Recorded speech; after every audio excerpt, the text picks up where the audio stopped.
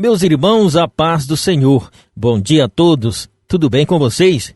Hoje seguiremos com mais um livro da Palavra do Senhor, seguindo sua ordem, o livro do profeta Joel. Tanto na versão grega como na versão latina, seguem o texto hebraico masorético ao dar esse livro o título de Joel em homenagem ao profeta recipiente da mensagem de Deus, conforme o capítulo 1, o verso 1. Seu nome significa O Senhor é Deus. Joel é citado apenas uma vez no Novo Testamento, em Atos dos Apóstolos 2, do 16 ao 21.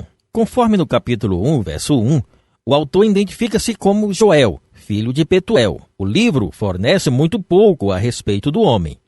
Nem mesmo o nome do seu pai é mencionado em qualquer outro livro do Antigo Testamento, embora ele demonstre um profundo zelo pelos sacrifícios no templo, conforme os versos 9 do capítulo 1 e o verso 13 a 16 do capítulo 2. Sua familiaridade com a vida agrícola e pastoril é o fato de não ser contado entre os sacerdotes, sugere que ele não era um levita. A tradição extrabíblica indica que ele seria da tribo de Ruben, nascido na cidade de Betom ou Betarão, localizada a nordeste do Mar Morto, na fronteira entre Ruben e Gade. Porém, o contexto da profecia, contudo, indica que ele era de origem judaica, dos arredores de Jerusalém, por causa da ausência do tom de um estrangeiro. Joel não datou seu livro. Assim, os estudiosos são obrigados a procurar indicações textuais sobre a época da redação. Há uma data no final do século IX a.C., durante o reinado de Joás, por volta de 835 a 796 a.C. Parece ser mais conveniente.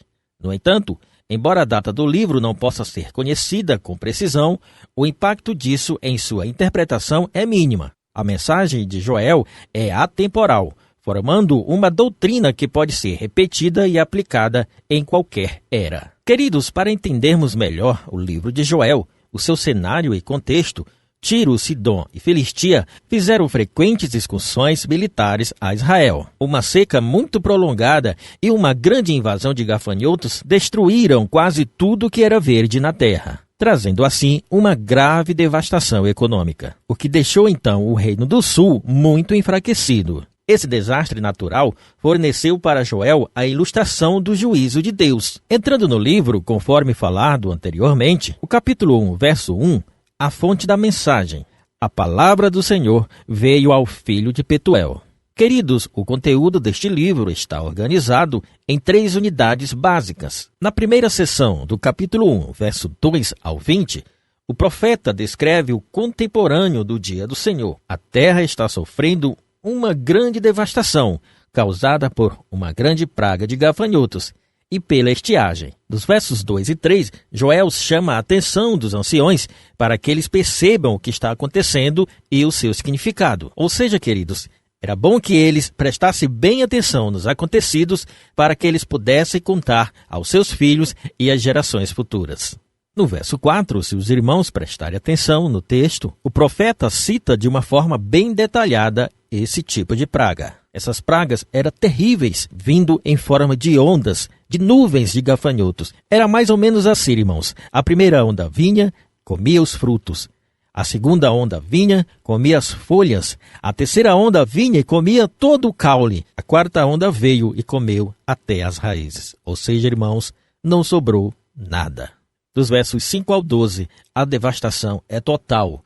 Não sobra nada. No verso 5, ele chama a atenção dos bêbados. Chorem, pois o vinho novo também foi tirado de vós. A terra, além de sofrer com a praga dos gafanhotos, ela também sofria com a estiagem. Dos versos 13 ao 20, são seguidos de um apelo por arrependimento e correção de conduta da parte de todos. No verso 13, ele chama a atenção dos sacerdotes para prantear e chorarem e buscar a Deus, pois até as ofertas dos manjares foram suprimidas do templo do Senhor. Aqui Joel se preocupa porque está faltando mantimento para a casa do Senhor. Ou seja, irmãos, culto também foi afetado. Vimos aqui, irmãos, que quando a situação financeira de um país é afetada, também tem um grande reflexo no culto a Deus.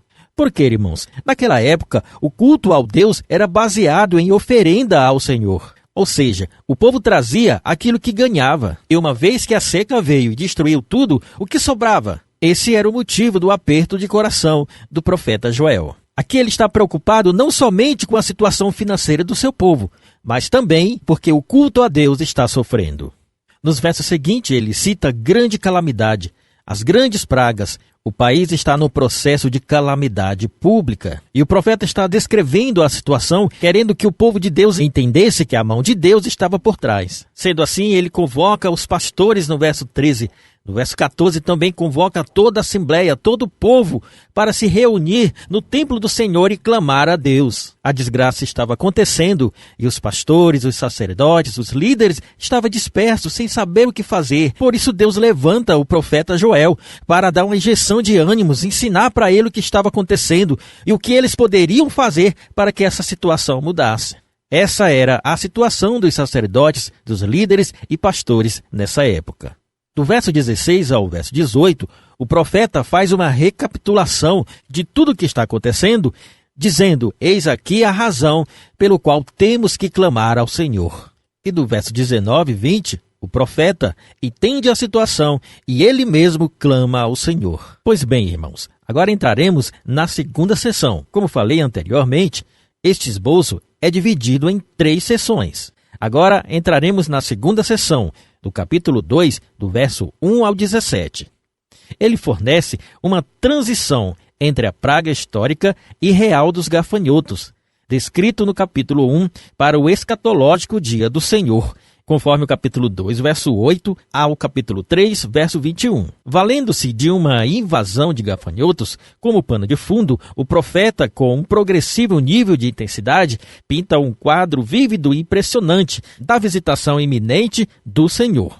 Conforme os capítulo 2, do verso 1 ao 11, e com uma terminologia explícita e poderosa, obstinadamente renova o apelo por arrependimento, conforme o capítulo 2, dos versos 12 ao 17. Pois bem, no capítulo 2, o profeta usa a situação presente e projeta outra futura. Um exemplo aqui. O profeta ele viu toda a destruição, os gafanhotos, a seca, e ele projetou assim o futuro, como seria o grande dia do Senhor. Ou seja, assim como está acontecendo agora, assim será o grande dia final do Senhor. Dos versos 2 ao 11 do capítulo 2, o profeta Joel aqui começa a projetar o grande dia final do futuro. Os homens e os cavalheiros são comparados com os gafanhotos, um grande exército como ninguém nunca viu. No verso 3, o fogo devorador, que destrói tudo. O profeta dá um exemplo de comparações entre o jardim do Éden e o deserto. Tudo o que verá será terra arrasada. No verso 4, homens, cavalos, cavalheiros que destruirão tudo. No verso 5, não sobrará nada. Eles destruirão tudo que ver pela frente. No verso 6, haverá um grande pavor e medo para todo olho que vê esta calamidade. No verso 7 e 8, um grande ataque iminente. No verso 9, atacam tudo, não sobra uma fenda. No verso 10, para completar, a terra, o céu, o sol, as estrelas, sente este impacto e tudo para. No verso 11, Deus se apresenta com grande voz e poder. Aí o profeta pergunta e diz: como são poderosos os que obedecem à sua voz. Que grandeza será o teu grande dia, Senhor. No dia de Joel, os gafanhotos destroem tudo, mas no dia do grande juízo, esses gafanhotos será a mão de Deus, os cavaleiros de Deus, que destruirá tudo, todos os seus inimigos. Como será terrível! Quem poderá suportá-los? E aí, entrando nos versos 12 ao 17, ele chama o povo ao arrependimento. O profeta aqui está alertando ao povo, dizendo que tudo isso está se passando por causa dos líderes religiosos. O povo, em geral, acomodaram-se. E por isso Deus pesava a mão sobre eles. E ao mesmo tempo o profeta conclama o povo para se arrepender-se e se voltarem para Deus. Queridos, em outras palavras, é como se ele dissesse: gente, ainda temos oportunidade. Nós ainda podemos escapar do que está acontecendo e o que ainda vai acontecer. Para isso nós precisamos nos converter.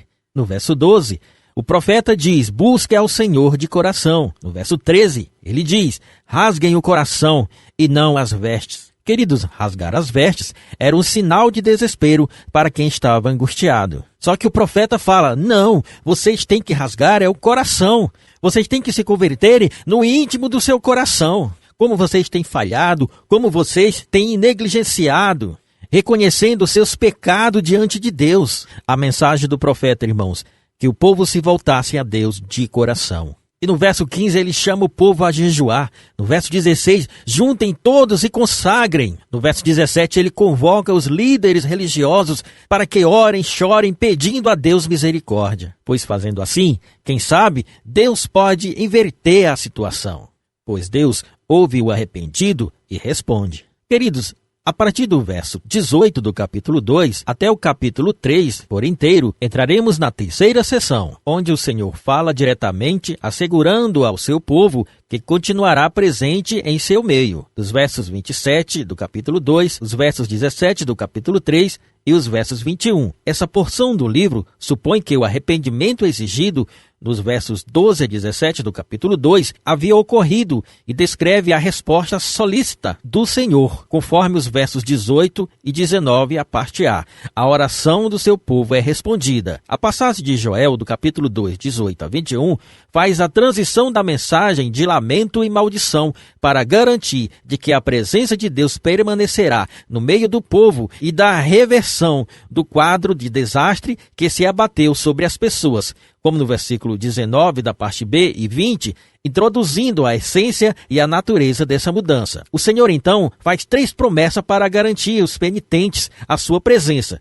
Primeiro, a restauração material por meio da cura divina da terra, conforme os versos 21 a 27. Depois, a restauração espiritual por meio do derramamento do seu espírito, conforme os versos 28 a 32.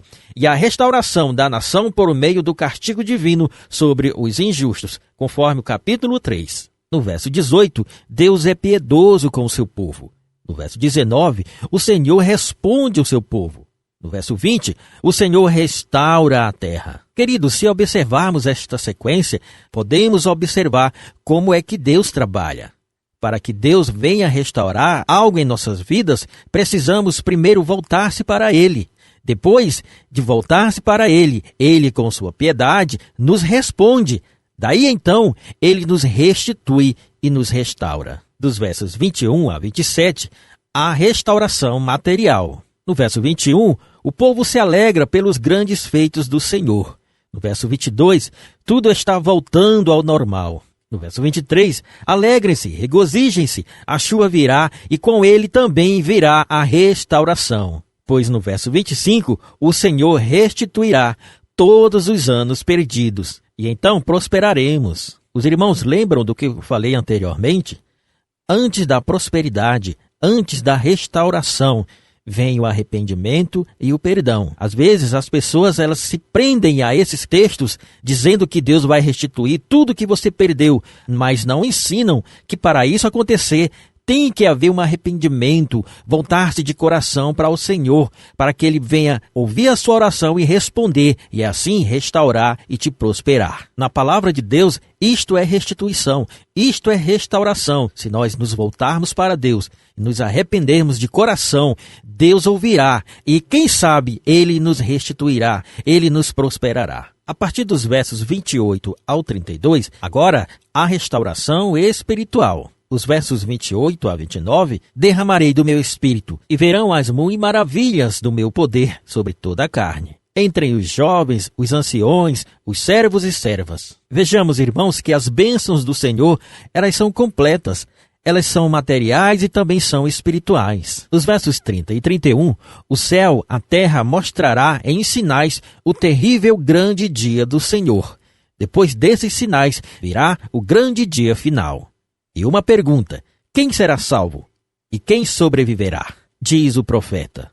E a resposta está no verso 32. Quem será salvo? Aquele que invocar o seu santo nome. Quem sobreviverá? Aquele a quem o Senhor chamar. Queridos, entraremos agora na parte final, a restauração nacional, o dia do Senhor. No capítulo 3, temos a descrição do grande dia. Joel está falando aqui do juízo final, quando Cristo estará sentado no trono da sua glória e as nações estarão reunidas diante dele. Nos versos 1 e 2, depois da restauração de Judá e Jerusalém, no vale de Josafá, ali o Senhor julgará as nações. O Vale de Josafá aqui é descrito como o Vale das Decisões, onde Josafá destruiu os amalequitas e os amonitas. Por isso a expressão Vale de Josafá, lembrando que o profeta Joel está usando as imagens de sua época. Dos versos 3 a 15, ali as nações serão vingadas. Aqui o profeta está descrevendo o grande dia do Senhor, o dia do juízo. Jesus cita em Mateus 25 este dia em que Joel estava vendo, lembrando que Joel estava falando na linguagem do seu dia. Como as profecias são progressivas, à medida que o tempo passa, a profecia se torna mais clara. Nos versos 16 e 17, Deus será o refúgio para o seu povo. Dos versos 18 ao 21, o estado eterno, o grande dia, o fim do mundo. Deus zelará e abençoará seu povo. Tudo isso no verso 17, para todos saberem que Deus é o Senhor. Jerusalém será santa e os estrangeiros jamais a conquistarão. No verso 18, Deus dará tudo novo para o seu povo, ou seja, uma nova terra para o seu povo. No verso 19, porém, o Egito ficará desolado, ou seja, não haverá misericórdia para os inimigos de Deus. Nos versos 20 e 21, por fim, Judá e Jerusalém será habitada para sempre, por todas as gerações, e a sua culpa de sangue, ainda não perdoada, Deus a perdoará. Ou seja, haverá expiação por nossos pecados em Cristo Jesus. Ou seja, irmãos, no dia final, Deus abençoará o seu povo, restituirá tudo aquilo que foi perdido, condenará as nações, os seus inimigos, perdoará as nossas transgressões através do nosso Senhor Jesus Cristo e habitará conosco para todo sempre. A obra de Deus em nossas vidas, irmãos, são completas. São materiais, espirituais e nacionais. Hoje sabemos que passamos por muitas dificuldades, principalmente o nosso país e também o mundo, com pandemia e, para não dizer, também a situação financeira do país. Uma coisa eu digo para os amados: o único que pode trazer paz a este país e a este mundo é só Jesus Cristo. Homem nenhum nesta terra trará paz. O tempo vai passando e as coisas vão piorando. Mas sabemos aqui, através deste livro, que no grande dia, o dia do juízo, Deus trará, através do nosso Senhor Jesus Cristo, a paz nacional e mundial que todos precisam. Por isso, depositamos nossa confiança somente no Senhor Jesus. Glória a Deus. Queridos, para finalizar, Deus permite as dificuldades para mexer com o seu povo, para que possamos refletir sobre algumas questões. Apego aos bens materiais. Muitas pessoas estão desejando somente as coisas materiais, as coisas desse mundo, estão esquecendo as coisas de Deus e as espirituais. O culto a Deus está sendo só da boca para fora, e não de coração sincero, simplesmente um ritual. Eu vou citar um exemplo aqui de um país europeu. São igrejas ricas, mas ao mesmo tempo vazias. Eles honram com seu dízimo, mas não honram com sua presença. E o profeta diz: rasguem o coração e não as vestes. Deixem de ser ritualistas, religiosos, e sejam verdadeiros adoradores. Então, diante disso, como deve ser a nossa postura? A resposta é estarmos sempre prontos para servir verdadeiramente, desejando que o Espírito Santo venha sobre nós e que possamos estar prontos para aquele grande dia do Senhor e também possamos anunciar a todas as pessoas, parentes, amigos, colegas de trabalho, que este grande dia vem e que ele está próximo. Que Deus abençoe a todos. Tenha um bom dia na paz do Senhor.